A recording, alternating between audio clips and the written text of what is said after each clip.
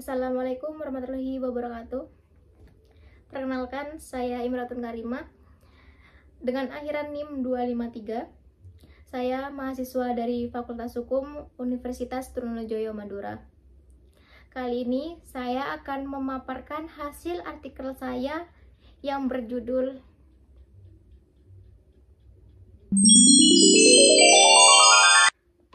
Latar belakang dan tujuan penelitian. Yang pertama, hak asasi manusia atau HAM merupakan hak dasar yang melekat pada setiap manusia sejak lahir dan tidak dapat dicabut oleh siapapun.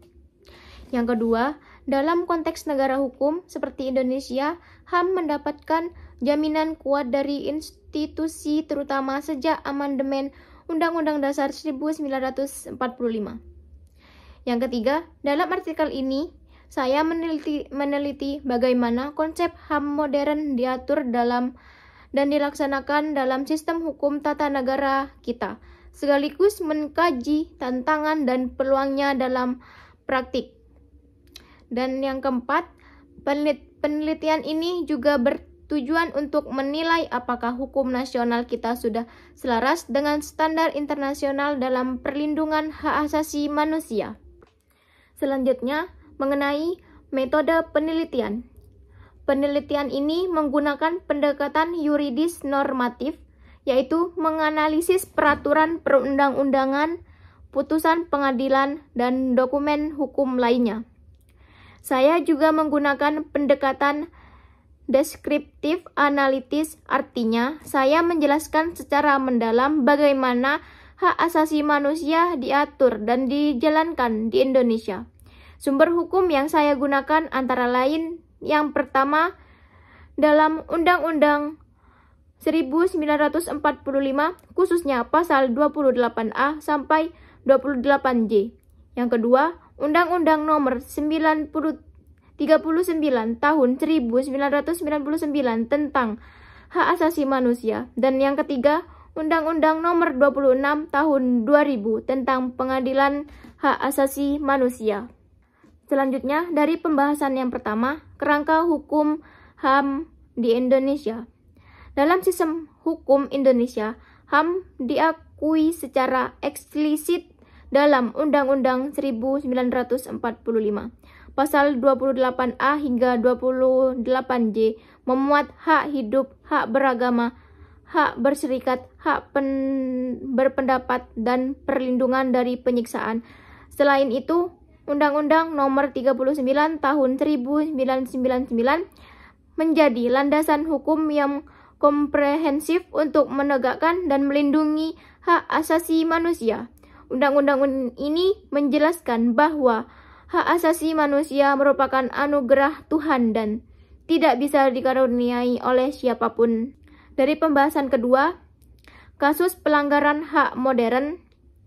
Meskipun secara hukum sudah lengkap, realitas di lapangan masih menunjukkan banyak pelanggaran hak asasi manusia, terutama dalam bentuk perbudakan modern.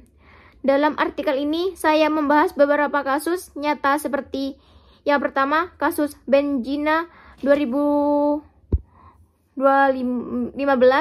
terjadi di Maluku melibatkan ABK yang dipaksa bekerja di kapal asing dengan dokumen palsu. Yang kedua, kasus Supriyanto, seorang ABK Indonesia meninggal akibat penganiayaan di kapal berbendera Taiwan. Yang ketiga, kapal Longking 629, 4 awak kapal meninggal dunia karena kekurangan air dan jam kerja ekstrim.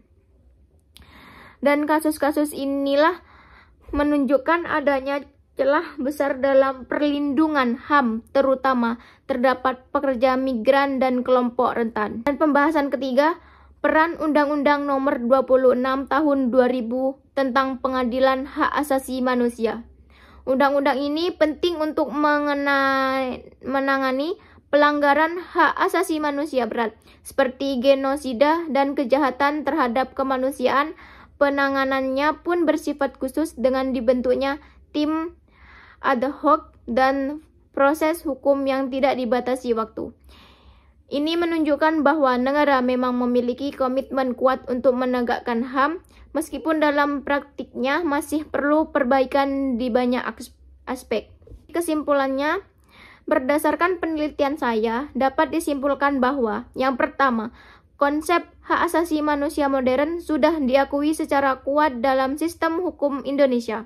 Yang kedua, namun implementasinya masih menghadapi berbagai tantangan seperti inkonsistensi hukum, lemahnya penegakan, dan kurangnya perlindungan bagi kelompok rentan. Yang ketiga, terdapat kesenjangan antara hukum tertulis dan kenyataan di lapangan, terutama dalam kasus perbudakan modern dan trafficking. Dan dari saran saya untuk memperkuat perlindungan HAM, saya memberikan beberapa rekomendasi. Yang pertama, harmonisasi hukum nasional dengan standar internasional perlu terus dilakukan. Yang kedua, peningkatan kapasitas lembaga penegak hukum seperti Komnas HAM dan Mahkamah Konstitusi.